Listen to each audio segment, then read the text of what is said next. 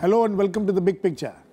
As the excitement and suspense grows in anticipation of the final results of the Lok Sabha elections, the markets have already got much excited. The Sensex and Nifty have hit record highs, with the former even crossing the 24,000 mark.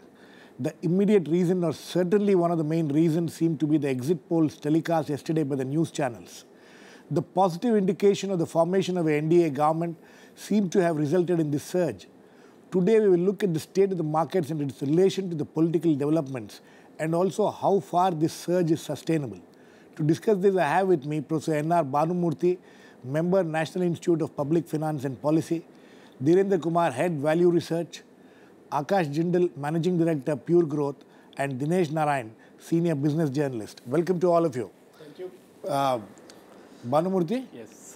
Is this something which is expected? Is this something which is what happens soon after the elections and the exit poll results, or is this something which is happening, despite the exit poll results or in addition to that? No, I think this is some kind of excitement, as you rightly pointed out, coming from the exit polls yesterday. But I think the investors, the smart investors. But the Sensex has been rising gradually. I mean, Right. in the last 2-3 months or so at least. Yeah. It has been rising gradually. Well, no, if you look at for the past 3 days, from Friday and this Monday and Tuesday, almost nearly 10% rise in Sensex, BSE Sensex.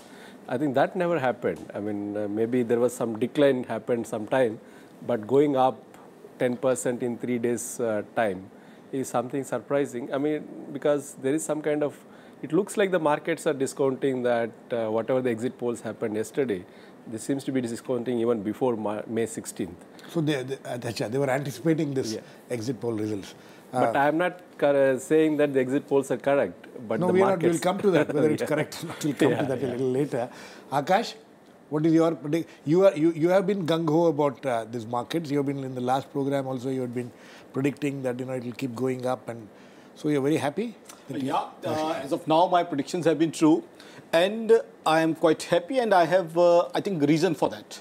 What is the reason? Reason is, just let me... Exit polls is not the reason? Exit polls is a bit of indication. Now, if exit polls results are true on 16th May, it means we'll have a strong government. And let me tell you, I analyze the economy thoroughly. Economy has problems. I wouldn't say economy doesn't have problems. Huge problem. Deficit is there. Fiscal deficit is there, then high inflation is there. We are expecting El Nino impact on the monsoon. But these are all issues which could be very well sorted out in case we can have a strong government with strong numbers who can take decisions and ultimately affect and implement those decisions. What I mean to say is that certain people who are pessimistic about the economy is, there are problems with the economy, but those people need to understand the problems can be sorted out. Of course, I wouldn't say that somebody would have a magic wand and overnight he can rectify all the problems. But if the party who wins election, they get 270, 280, 290, then they would have the tools to rectify the problems of the economy. And if you talk about my predictions earlier have been true, I would stick my neck out and make a prediction. 26,000 for the Sensex. This is what I am expecting, that perhaps the Sensex may touch 26,000 between budget and Diwali. And for 31st March 2015, I'll go even further and make a prediction of 28,000 to 30,000. I don't think it is enough that we should go so far in predictions. We'll wait for that. Let me get Dhirendra Kumar. Do you go with Akash Jindal on this? Do you see this surge which is happening is purely exit poll driven, or do you think there are other factors also which are working? No, of course, not exit poll, but if you look at it, the market went up well before the exit poll, and the market has gone up by 20% since February. So it's not just exit poll. The market is looking desperately looking for positive news, positive economic framework, and with great accountability. And I think things haven't moved rapidly. If you look at it, investors have no reason to be very cheerful about. Market was at 21,000 in 2008 as well. Absolutely. So if you look at it, and during this period, we have seen very high inflation as well as very high interest rate. So any person who has put his money in fixed deposit would have earned 9%. and that money would have grown by at least 1.7 times or 1.8 times over the last 5-6 years, while the Sensex has not. So it's just playing catch up. India has been the worst performing market. Indian investors have pulled their money out from mutual funds, or we haven't seen any blockbuster IPO. So market has been virtually dull and dead for a while. Last 5 years we have only seen investors getting out. The outflow has been persistent. So from that point of view, I think that it is a hope. Market was desperately looking for an opportunity to feel optimistic, and they have got the reason. Looks like happy days are here again. The campaign for 2 months. We have got very elaborate explanation of what to expect, and अच्छे दिन आने वाले हैं, and market is really taking that seriously and to its heart. And so the sentiments are driving the market. Dinesh, we're talking about Dhirendra Kumar was talking about 2008 and how it was at 21,000 in 2008. Then it rapidly came down. I was looking at on the days when the election results in 2009 came, or a couple of days before. In fact, the day the exit polls of 2009 came, the market went down 300 points. And the day the results came after 3 days, which I think again on May 15th, I think, of 2009, the markets jumped by over 2,000 points. So you expect the same thing? Is it a repetition of that, what we are seeing now? But in the sense that exit polls only 300 points, it went down, but this time it has gone up by, I will just relate a joke which somebody told me the other day. It's that whatever the market level in the next 1 year would be, whatever the number of seats the NDA gets multiplied by 100. Akash seems to be talking of that only. So, well, if that is the case, then the 240 has already been discounted. Yes. Right? Or 250 probably will be discounted within a day or two. Right. So, is there a connection? Certainly. I mean, you can obviously see it. The exit polls are the ones which are driving the market sentiment today. It's purely sentiment driven. But my question is that what happens if the Bhanumurthy, I'll come to you. Yeah. What happens if the exit polls doesn't prove as right as it is showing today? One should expect a reverse swing. You think there'll be a reverse swing, a serious reverse swing? One should expect a reverse swing, because if you already discounted 240 or 250 now, and if it is less than that, the reverse swing should happen. But the point, I think the broader point is the markets or the participants seems to be thinking that the uncertainty that has been there for quite some time must be going. But my worry is that uncertainty getting replaced by the risk by some of the new investors who are coming into the market.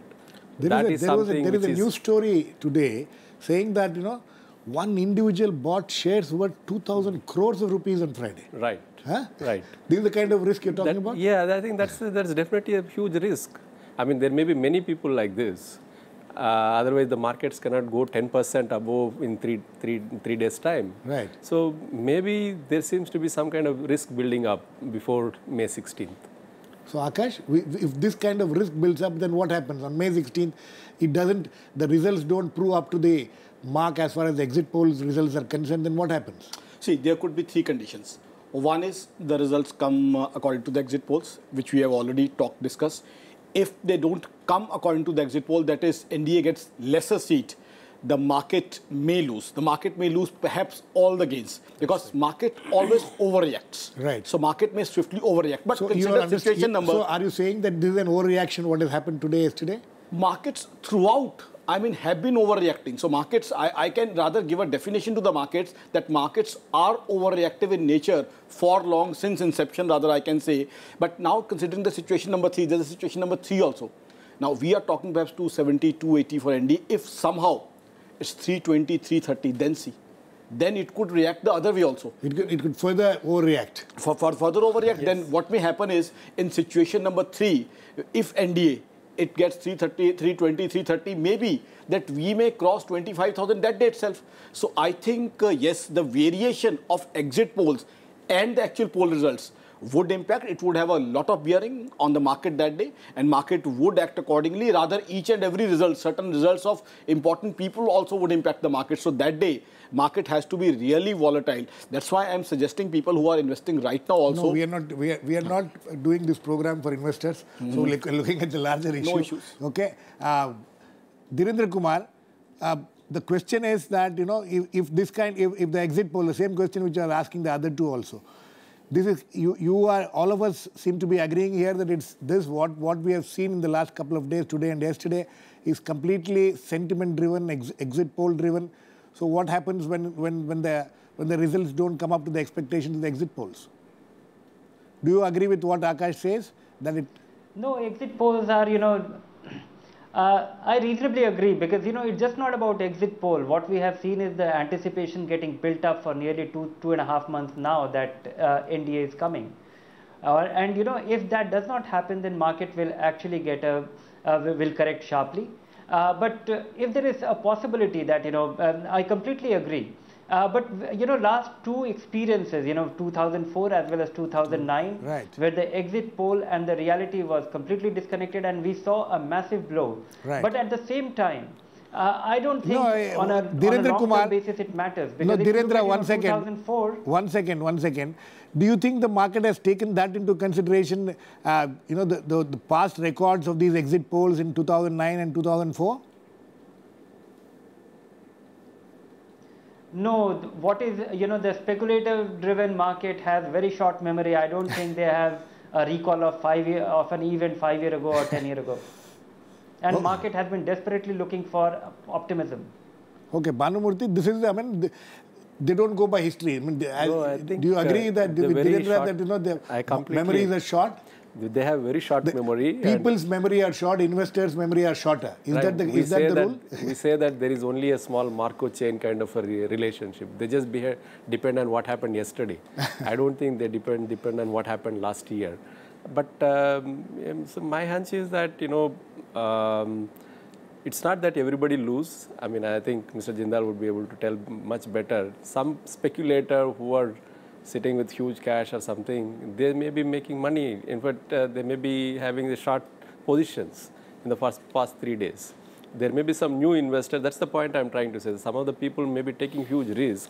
Okay. At the same time, some people may be making a lot of kill in the market, actually. Dinesh, we are talking of Sensex and Nifty. What about the small caps and mid caps? Have they also kept pace with what is happening in the Sensex? No, somewhat, yes. But the thing is that you still haven't seen the kind of retail participation in the market, the euphoria which comes with that many people tell me is not yet come into the market. It's the money which was waiting on the fringes, which was the liquidity which was with the institutional investors which has come in. And if you look at the past 10-12 months, you can see the domestic institutions have always been sellers, and the foreign investors have always been buyers. It's only 4 months that the foreign investors have been net sellers. Otherwise, they've always been buyers. Right. So this mid cap and small cap thing, it is also keeping pace with the... That also that mid cap and the penny stocks also start ramping up, and this kind of euphoria, the tail end of that euphoria, they also join up. Akash? No, as of now, see, mid caps and small caps haven't joined the foray. But in case the rally continues... So would you say that there are more people who are playing with the mid cap and small stocks are being more cautious than people who are into the larger this thing? See, if we understand any rally, what happens is initially the rally always starts with large caps. The large caps, they increase up to a certain extent. Then people's interest and confidence increases in mid caps. Then it shifts on to small caps. So I would say, that this is the first leg of the rally. In case the rally continues in the second leg, third leg, which I think is possible. So then what may happen is there could be a return, there could be decent returns on large mid caps, then penny stocks, because initially it's large cap, and as of now it's large caps who have enjoyed the party, and yes, it's FIIs who have been buying.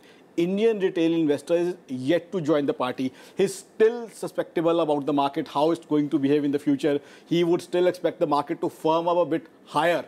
PEs to go even higher, then perhaps he may join, though it may not be the right time for him to join. But as of now, it's foreign institutional investors which are exhibiting, which are showing, understanding perhaps more confidence in the Indian market than the Indian retail investor.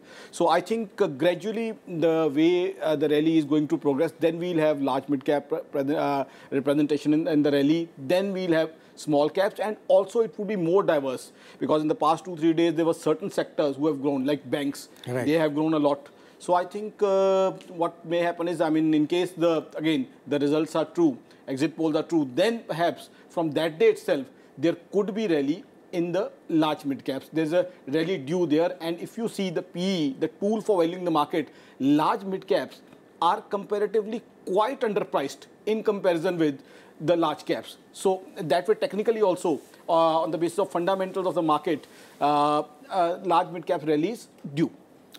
Dhirendra, what about the fundamentals of the economy? How much have they been responsible for this? You've been talking about 2.5 months.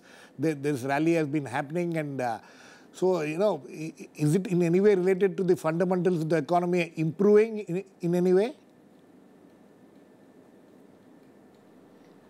No, not only fundamentals. Of course, the fundamentals has been weak, and we have a good part of our economy which was struggling, and they continue to struggle. But there have been some good news. If you look at, sorry, there has been some good news on the export front and things like that in the last few weeks.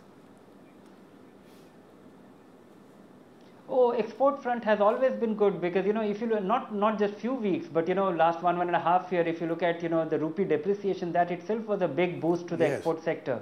And in that sense, export-led businesses have done well for a while now. In fact, last 2-3 years, they are the only businesses which have been able to drive the market, particularly IT and the dominant players. But that apart, I think there has been a big churn. The big churn is the companies which were struggling. The market became very attractive. Many of the big companies, large companies, because of their financial trouble or bloated balance sheet, they were completely out of favor, and they looked very cheap.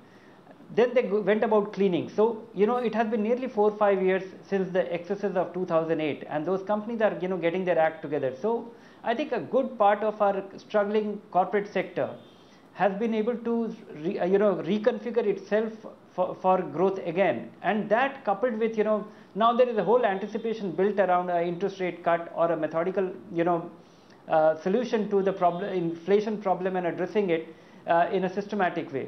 But that remains one of the problems, that till interest rates come down, we are unlikely to see a sustainable broad-based rally. Okay, I mean, this is interesting. Bhanumurthy, yes. Interest rates. So there's going to be this huge pressure on this new government to perform on so many fronts at the same time. How are they going to manage this? But I think, I think the markets are expecting much more than what any government would be able to manage. Yes, I think the markets are completely forgetting that right now, at the moment, we have much better institutions, stronger institutions, slightly weaker executive. So if the new government comes, if they are looking forward for some kind of reversal of the roles, like a stronger executive or the weaker institutions. Or institutions getting weaker. The institutions getting weaker. Yeah. My guess is that that's a big bet they are making. Dinesh? Yes, I mean, see, when you talked earlier also about the economy and the Sensex or the fundamentals. Nifty both, Nifty both, the way they have behaved in the past 2 years. In 2012, it was a pitch bottom, right? And the point which Bhanumurthy was making about, the executive not performing well. But even during that period of time, you saw the Sensex move up from 3,000 points. Exactly. And now what you're seeing, a euphoric rise of another 3,000 points within about a matter of days. Now, this I would call what, the American Fed Reserve former chairman called the irrational exuberance. Exactly. well, now and if this has already happened, now you're already... Irrational exuberance along with irrational expectations also. Absolutely. I mean, a government like Akash was saying, the government doesn't have a magic wand. Exactly. So, it takes time, and whether the market will be patient enough to understand that the government would take time, it would take some time to fix the economy, it will take some time to fix the institutional problems which plague the country, whether it will happen over 6 months or 12 months, or longer. Yeah, or longer. I'd like to add. I would like to add to what Dinesh has said. It is not just the government or the institutions. Exactly. Even the business community and business houses need to learn how to function in the new institutional setup. Otherwise, the rules of the game has really changed. It is the for the business community to adopt to the new rules of the game. Right. They should not expect the same weak institution that they played some 10 years ago. I think right now, government has started changing the way it's looking at their businesses. The markets also need to really look at to change themselves. Yes, See, Akash. with due regards, I would differ in my opinion from my friends.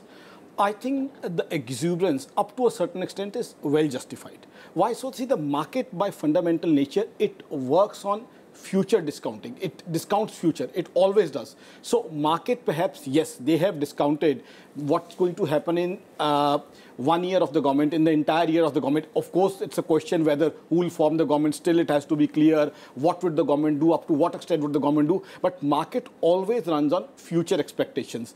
And again, when we talk about economy, I think that the problem with the economy is that there is a lot of pessimism in the economy. Right. The inbuilt pessimism in the economy, what I'm trying to put forth right from the beginning of the show is that things are not that bad about the economy could be put right. I'll give you a small example. If we have lots and lots of FII flows, and we have seen FII flows, and FII flow when they come in, FDI flow also comes in, we have data for that. What happens is, the dollar becomes weak, rupee becomes stronger. That definitely would lead to lesser inflation, lesser deficit. Now, in case we are having lesser inflation, lesser deficit, wouldn't we, up to a certain extent, our problems be solved? These are the biggest economic problem. Higher fiscal deficit, higher inflation. The problem. So yes, Dhirendra, come. Yes, I wanted to come to you, Dhirendra. No. This hypothesis is wrong. In fact, this is the problem. This is what Dr. Raghuram Rajan is trying to address.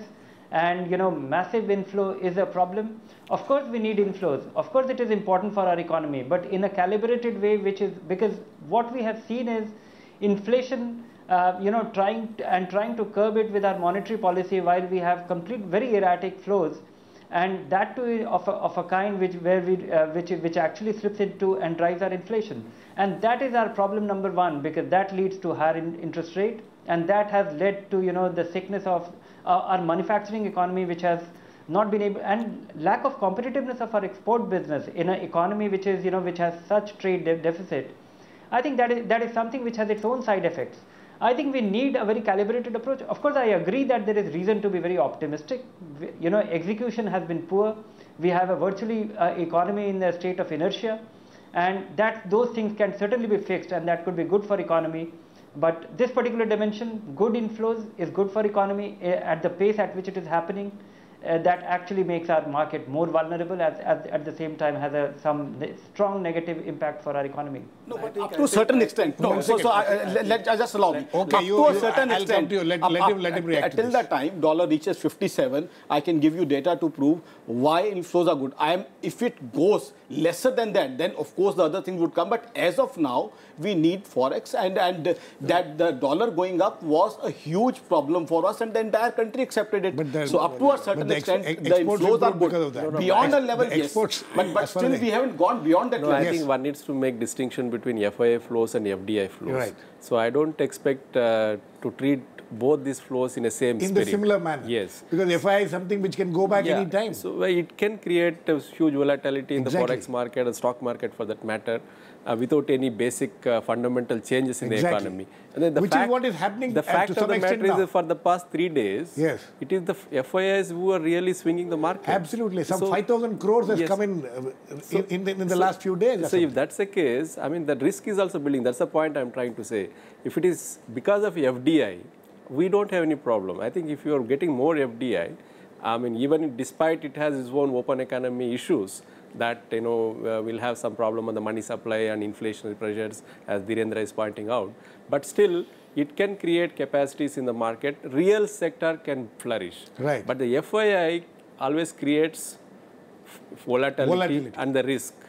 But we do need FII, but the stable FIIs are more preferred than this kind of rush. That's what I was saying. FII, there's a parallel with FII and FDI. If we get a lot of FIIs, FDI also comes. I would agree with what Bhanumurthy has been saying, and the point about FDI, because of the rally of the 2-year rally which we have seen in the Sensex and Nifty has accompanied by a steady inflow of FDI over the past 2 years. Right.